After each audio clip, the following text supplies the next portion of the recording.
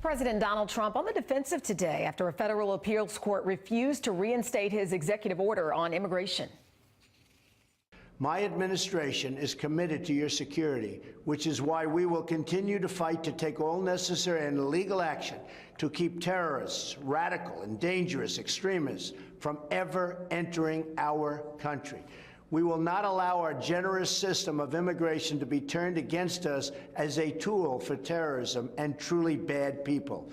We must take firm steps today to ensure that we are safe tomorrow.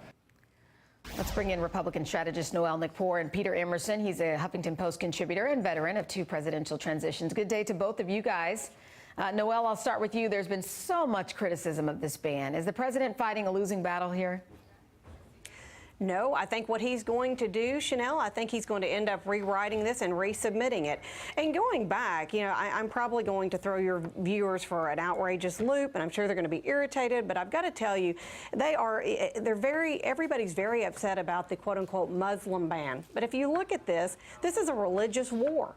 You know, the radical Islam, what they're doing is they're doing this in the name of a radical part of their religion or how they're interpreting. And Go ahead. Well, one, I think people point to the constitutionality of that. I mean, you can't just pick a time in history and say, you know what, now these people are bad, we don't want them. And two, I think it's because some people are saying Muslim ban, and then other people in the administration are saying, no, it's not a Muslim ban. And so there are people at home who feel like, wait a minute, what is it? And if there is any kind of cryptic language, then it feels like it's not truthful. So then people they won't listen because they feel like they're not being told the truth. Does that make sense? But it does, Chanel, it does make sense. But I think that, you know, a lot of people are too scared. A lot of people are very scared to say, well, you know, maybe sometimes we need something like this because what we want is extreme vetting. We really want to look at what's going on here.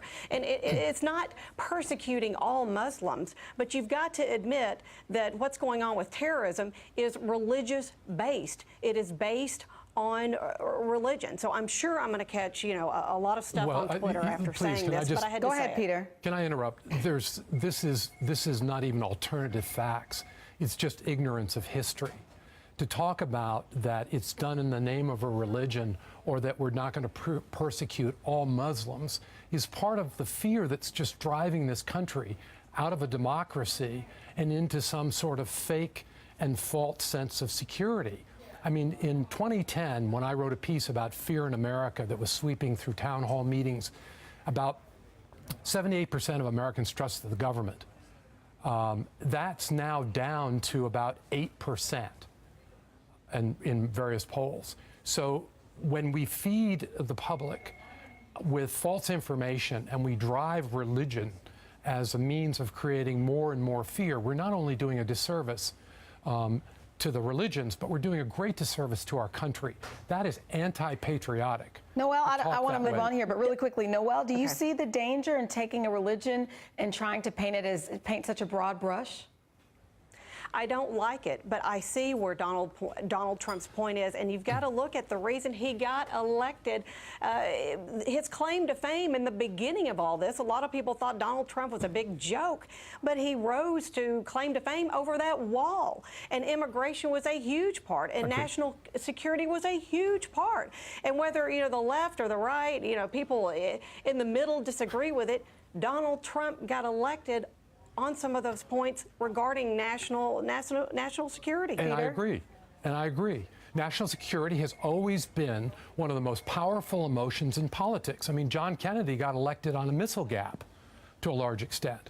Is there a danger, though, Noel or Peter? Either one of you can weigh in on this. I mean, we can look at American history and know that just because a lot of people think something doesn't make it certainly ethical or moral. Is this a slippery slope, Noel? You know, it is a slippery slope.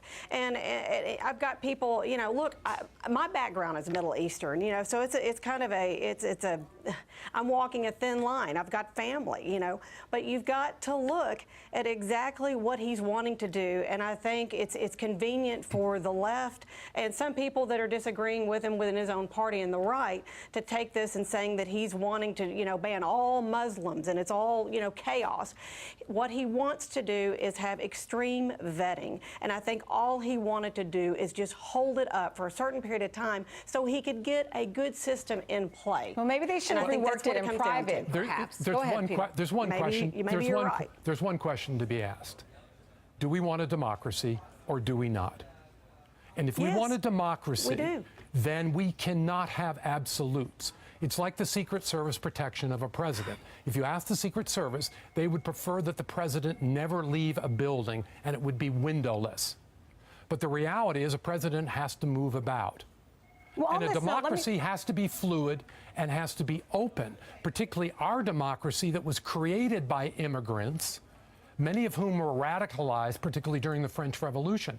So to just suddenly say we're going to have extreme vetting and we're going to leave up the definition of that extreme vetting to bureaucrats in Washington is very, very dangerous to me, particularly as a patriot. Go ahead, Noel. Our What would you conversation prefer? took a turn, but it's a good discussion, so I want to let you Well, say I what you mean, want to say. What would you prefer? Would you prefer just soft vetting, open borders, come one, come all? And, you know, we don't want to offend anyone. So just go ahead and come in and fill out a form and answer it. I mean, what do you do? Well, I don't think. Why not extreme Go ahead, vetting? Peter. Go ahead, Peter. Well, first of all, I want definitions of what Noel means by hard vetting, soft vetting. But I want a country that's based not just in theory, but in practice on the Constitution and the Bill of Rights. And Go ahead, right Noel. now, Everybody does. the arguments of the Ninth Circuit has decided that that executive order did not fit with the constitutional requirements. There may be adaptations down the road, but for right now, the original intent and action that the president took was viewed as non-adherence to the Constitution. Noel Nikpour, I'm But going I to give think you that- 15 seconds. We have to wrap, but this has Okay. been an interesting discussion. Go ahead, Noel. Very much so, but I think Judge Robart, I think he came from a sincere place, and I think that, you know, he came from a place, and I understand how he wanted to defend it. But Donald Trump got elected on national security, and this is part of the stuff that he had promised his voters, and now he feels like he's getting shortchanged. Noel Nikpour, Peter Emerson, I have to leave it there. Noel, listen, I appreciate Okay. you coming on and giving us your thoughts. I look Thanks. forward to talking with you again. And of course, thank you, Peter. Thanks.